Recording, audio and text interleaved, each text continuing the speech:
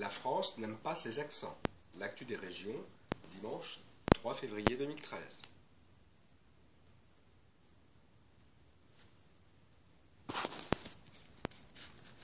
La plupart des médias qui ont repris ce sondage ont retenu avant toute chose l'accent toulousain serait le plus charmant et même le plus sexy, dans la mesure où les intonations du Sud seraient dotées d'un capital sympathie précieux dans le jeu de la séduction. Mais cette enquête contient d'autres informations qui ont été peu relevées et qui, à mon sens, sont plus inquiétantes, car elles montrent que les accents régionaux restent méprisés. La preuve est apportée par la réponse à la question suivante. Quel est l'accent le plus intelligent? La réponse, ni celui des Alsaciens, ni celui des Provençaux, mais le français standard, faussement dit, sans accent, loin, très loin devant celui des Bretons. Contrairement à ce que l'on croit, cet accent n'est pas l'accent parisien. Historiquement, c'est l'accent des classes privilégiées qui, dans un pays centralisé comme la France, vivent surtout à Paris.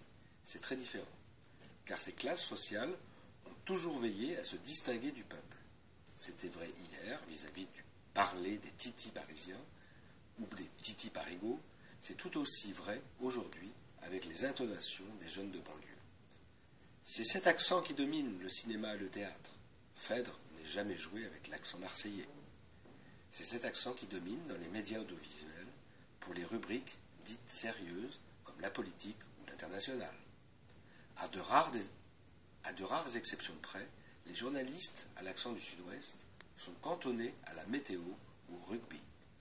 C'est cet accent qui domine à l'université et dans les grandes entreprises, dans les classes préparatoires, aux grandes écoles ou avant l'agrégation, certains jeunes dotés d'un accent régional sont incités à prendre des cours de diction. Ce rejet des accents traduit donc en réalité un mépris des élites vis-à-vis du peuple.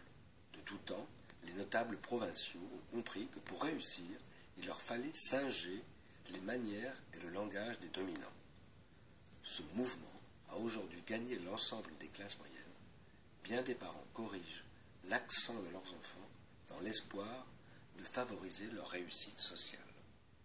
Et cela provoque des dégâts psychologiques, car les Français dotés d'un accent régional se demandent s'ils doivent y renoncer pour réussir socialement. Beaucoup s'y résolvent, d'ailleurs avec plus ou moins bonne conscience, car cela les oblige à renoncer à une part de leur identité. Certains finissent même par se moquer de ceux qui ont gardé l'accent pour bien montrer que eux ont réussi à changer de milieu. L'académicien d'origine corse Angelo Rinaldi a ainsi écrit en substance que la langue corse ne servait qu'à parler aux chèvres. Il est étonnant de constater qu'au XXIe siècle, alors que le racisme et le machisme sont combattus vigoureusement, et c'est tant mieux, on n'observe rien de tel pour les accents, alors même que certains individus sont pénalisés en raison d'a priori indéfendables. Et cela montre qu'au fond, la survivance des accents dérange profondément dans un pays comme la France, qui s'est construit en agrégeant parfois par la force des peuples issus de cultures et de langues différentes. Visiblement, notre tradition jacobine n'est pas morte.